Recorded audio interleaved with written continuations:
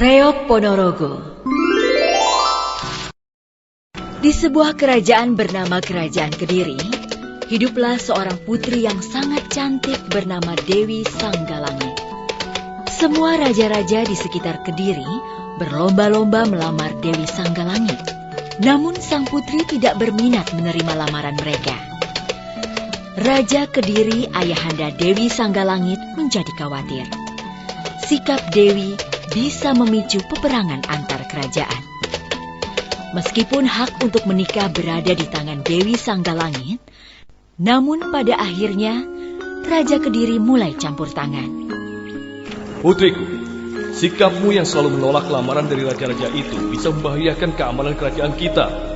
Bayangkan jika raja-raja itu sakit hati dan menyerang kerajaan kita.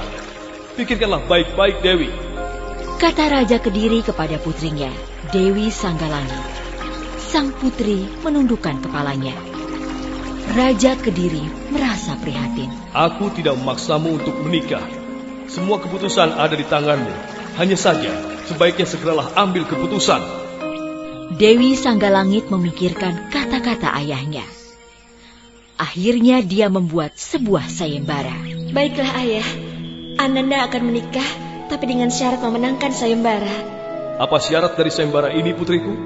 Tanya Raja Kediri dengan wajah penasaran. Mereka yang akan melamar saya harus membawa sebuah suguhan pementasan yang belum pernah ada di negeri ini.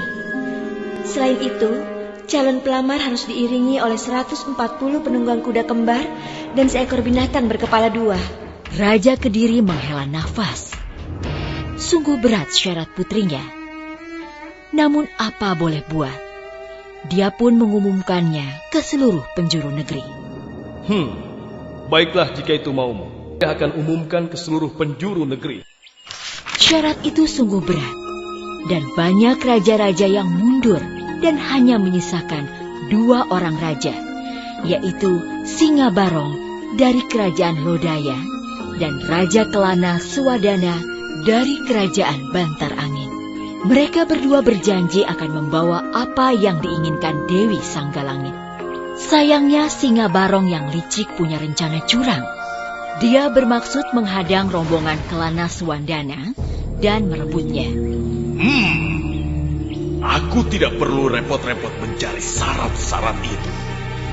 Biarkan Kelana Swadana yang bekerja dan aku bersantai-santai. Jika dia sudah menyiapkan semuanya, barulah ku rebut. Maka waktunya telah tiba. Raja Kelana Swadana telah menyiapkan semuanya, kecuali binatang berkepala 2. Dia hanya membawa merak peliharaannya yang cantik. Mungkin saja Dewi Sanggalangit akan luluh hatinya jika melihat merak ini dan melupakan soal binatang berkepala 2 itu. Rombongan Raja Kelana Swadana telah sampai di hutan. Tiba-tiba seekor singa mengamuk. Dialah Raja Singabarong yang berubah wujud menjadi singa. Pasukan Raja Kelana Swadana tidak bisa menahan amukan si singa. Korban mulai berjatuhan. Ayo serang!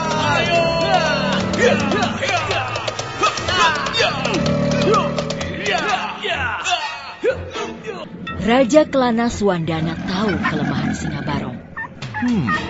Aku tahu. Dia pasti akan terlena jika kutu di lehernya dihilangkan. Lebih baik aku segera melepas burung merakku ini. Maka Raja Kelana Swadana melepas merak peliharaannya dan merak itu hinggap di leher Singabarong. Burung itu mematuki kutu-kutu yang berada di leher Singabarong. Usaha Raja Kelana Swadana berhasil. Singabarong berhenti mengamuk karena keenakan.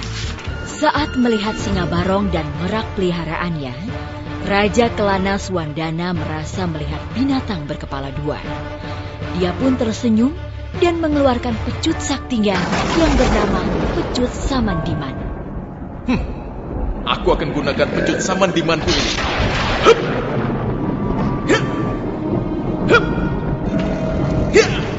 Raja Kelana Swadana melecutkan pecut dan terdengar bunyi menggelegar. Singabarong menjadi lemas dan tidak bisa berubah wujud menjadi manusia lagi. Semua rombongan terkejut, sebab merak dan singa itu telah bersatu. Maka genaplah sudah syarat yang diberikan Dewi Sanggalangit.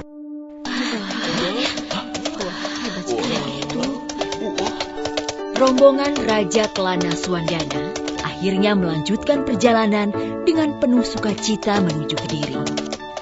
Saat sampai di sana, Dewi Sanggalangit terpesona dengan keunikan binatang berkepala dua yang dibawa Raja Kelana Suwandana. Singa itu terlihat galak, namun di lehernya terdapat kepala merak dengan ekor yang mengembang seperti kipas besar dan cantik.